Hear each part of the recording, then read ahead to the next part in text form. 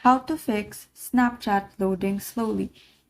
So first is to ensure that you are connected to a strong Wi-Fi or data connection and you have a stable cell signal, as this may be the reason why Snapchat is loading slowly.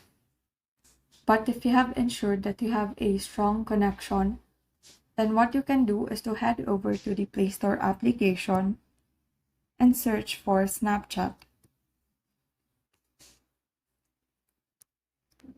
So if you see an update button, tap this option for the application to start updating.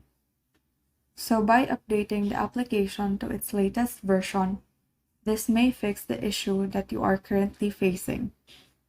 So if this did not resolve your problem, what you can do is to uninstall the application and reinstall again.